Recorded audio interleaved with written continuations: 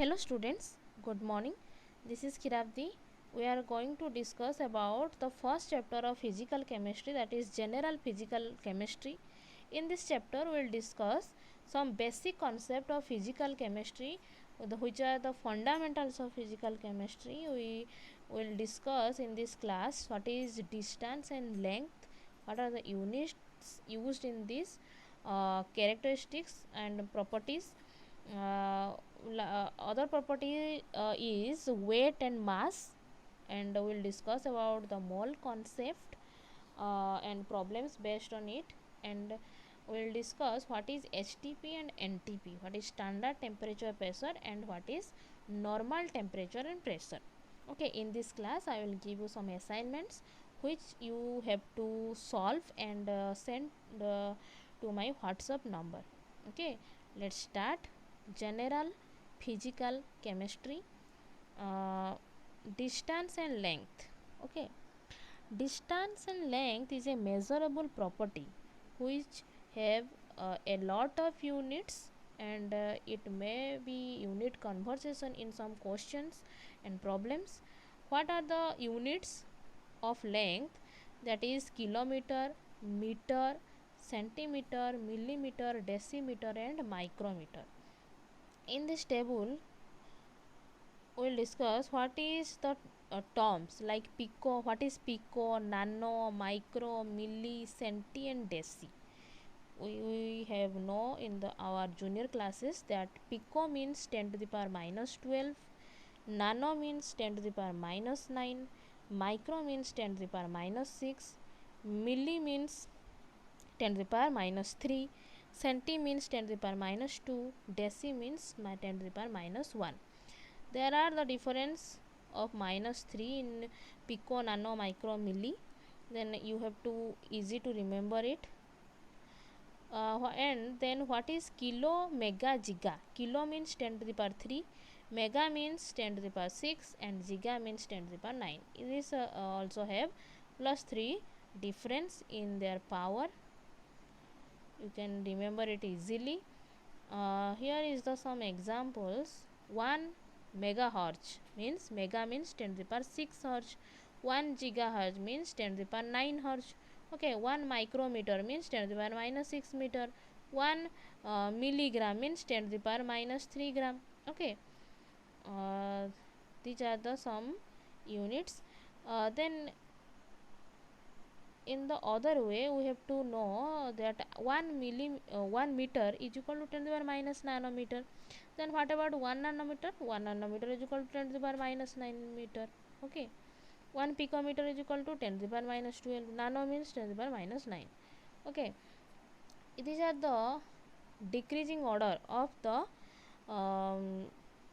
Length. Okay, length unit unit का जो length होता है उसका डिक्रीजिंग ऑर्डर है. सबसे बड़ा जो क्वांटिटी है वो है किलोमीटर, उसके बाद आता है metre, then decimetre, centimetre, millimetre, micrometre, nanometre, then last picometre. Okay, then next property is weight or mass.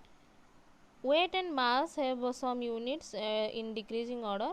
Same type of units. Kg meter is the larger, and kg is the larger, and then picogram is the last smaller unit. Then mole concept. What is mole? Mole is a unit to measure some particles like atoms, molecules, ions or electrons. Okay, used to, it is a quantity which is used to measure particles. What are the particles? Atoms, it may be atoms, molecules, ions or electrons. 1 mole electron, 1 mole ion, 1 mole molecule and 1 more atom, we can say. What is mole? 1 mole is equal to Avogadro numbers. It is found by scientist Avogadro, which is equal to 6.022 into 10 to the power 23 particles. Particles may be like this. 1 mole hydrogen molecule means 6.022 into 10 to the power 23 hydrogen molecule. 1 mole hydrogen atom means Na means number Avogadro number of hydrogen atoms.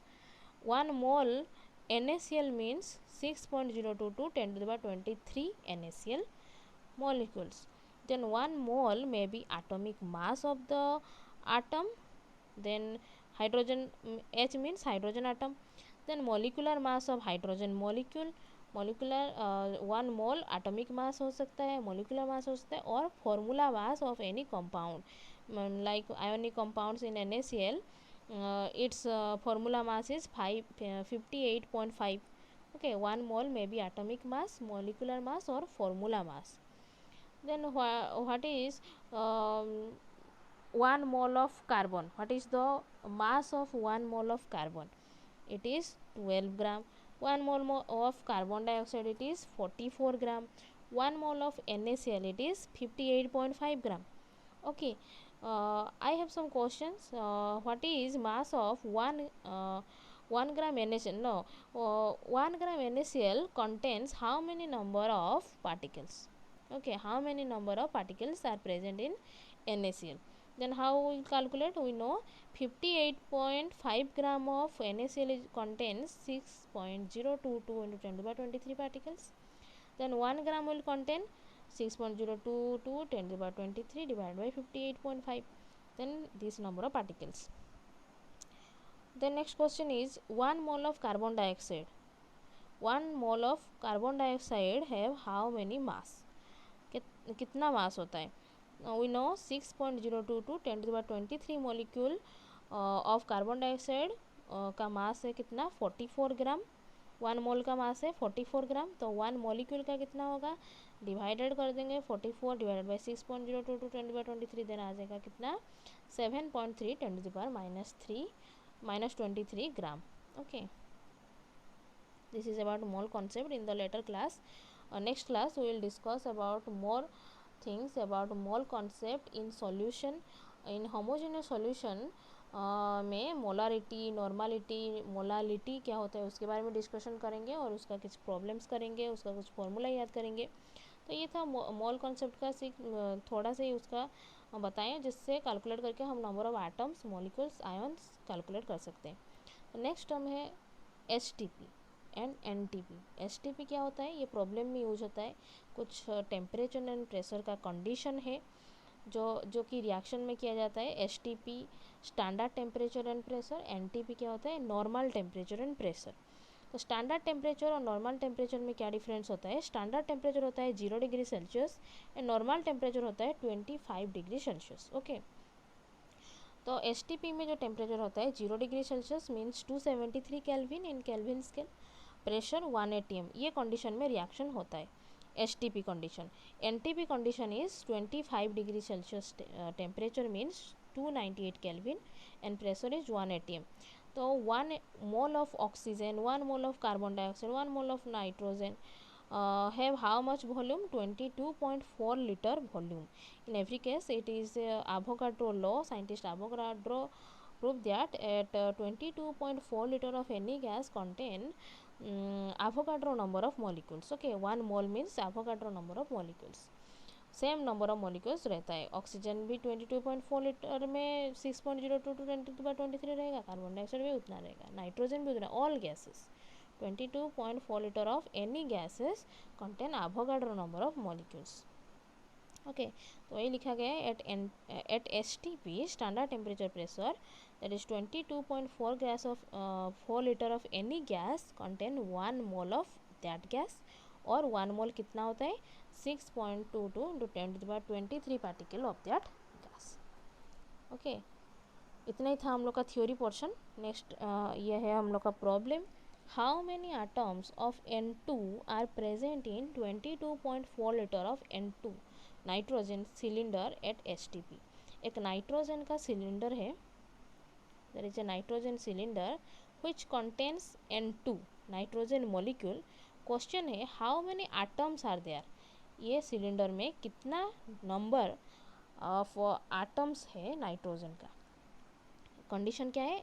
Eight standard temperature and pressure. Standard temperature pressure में. तो we know 22.4 litre of nitrogen molecule contain कितना molecule? 1 mole means 6.022 into 10 to the power 23 molecules of N2. तो इतना molecule अगर रहेगा तो कितना atom रहेगा? हम लोग को पता है N2 molecule contain 2 atoms of nitrogen. 2 atom है नाइट्रोजन का. तो क्या होगा, तो अगर एक नाइट्रोजन मॉलिक्यूल में 2 एटम रहेगा तो इतना मॉलिक्यूल में कितना एटम रहेगा, इंटू 2 कर देंगे हम लोग।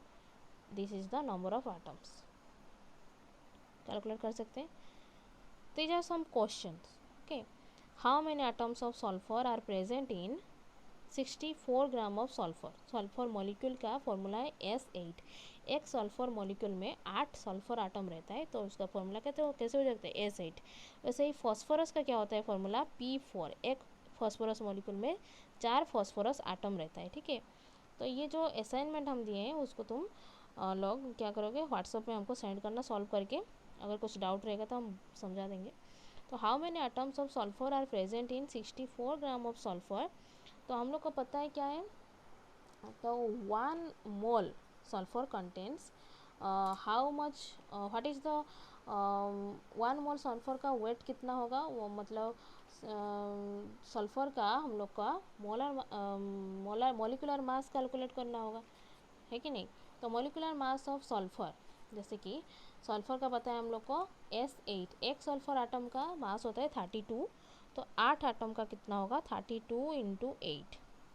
ओके, कितना हो जाएगा, 256 ग्राम पर मोल रहेगा उसका मॉलिक्यूलर मास। ठीक है, तो 258 ग्राम का अगर कंटेन 6.022 10⁻23 मॉलिक्यूल, देन 1 ग्राम का कितना होगा, 64 ग्राम का कितना मॉलिक्यूल रहेगा, हम लोग कैलकुलेट कर सकते हैं।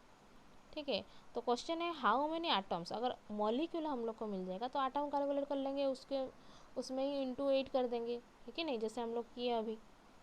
तो इसको सॉल्व करना ला आराम से, calculate the volume at STP। ये जो 3 ऑप्शन है, ये तीनों का वॉल्यूम निकालना होगा, किसमें ना, इन लीटर। कंडीशन क्या है, स्टैंडर्ड टेम्परेचर एंड प्रेशर में। 14 ग्राम ऑफ नाइट्रोजन, उसका वॉल्यूम कितना होगा। अभी हम वॉल्यूम के बारे में पढ़े, 2.4 लीटर मीन्स 1 मोल नाइट्रोजन, ये सुन नो 1 मोल नाइट्रोजन। तो ये मोलर मास है उसका 22.4 लीटर मीन्स 1 मोल। मोलर मास कितना है एक मोल का ना, 28 ग्राम। ठीक है, तो 28 ग्राम में अगर 22.4 लीटर रहता है तो 14 ग्राम का कितना होगा, हम लोग कैलकुलेट कर सकते हैं। 15 mole of carbon dioxide, 15 moles of carbon dioxide का वॉल्यूम कितना होगा। हम लोग को पता है 1 मोल का कितना है, 22.4 लीटर, तो 15 मोल का हम लोग निकाल सकते हैं। 10⁻21 मॉलिक्यूल्स ऑफ ऑक्सीजन। ओके, 10⁻21, तो हम लोग को पता है 6.022 10⁻23 का इतना मॉलिक्यूल का ऑक्सीजन में कितना वॉल्यूम होता है, 22.4 लीटर। देन इतना मॉलिक्यूल का कितना हम कैलकुलेट कर सकते हैं कि नहीं, हो जाएगा, इजी है। Then next, arrange the following order of increasing masses in grams.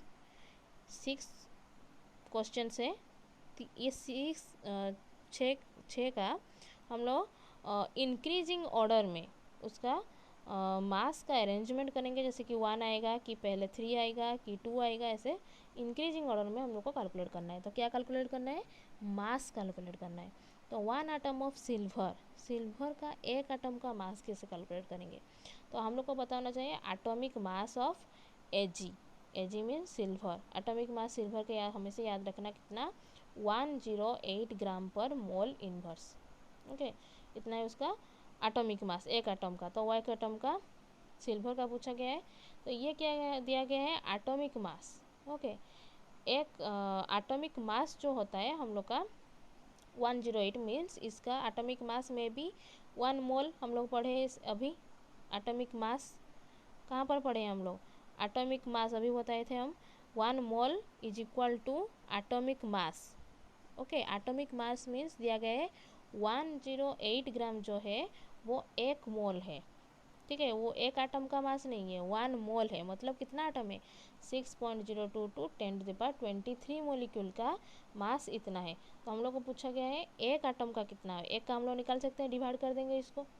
ठीक है, 6.022 के साथ ऐसे करना है।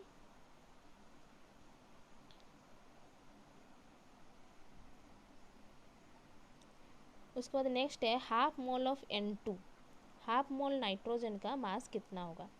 हाफ मोल N2 मीन्स एक मोल N2 का मास कितना है? एक मोल N2 का मास है 28 ग्राम, तो हाफ मोल का हम लोग कैलकुलेट कर सकते हैं। हाफ मोल का कितना होगा?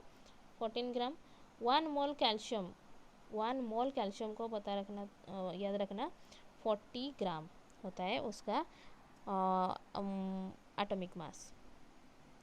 1 mole of oxygen molecule, okay, 1 mole oxygen molecule का कितना होता है? 32 ग्राम। अगर ऑक्सीजन आटम बोला होगा तो 16 ग्राम, ओके।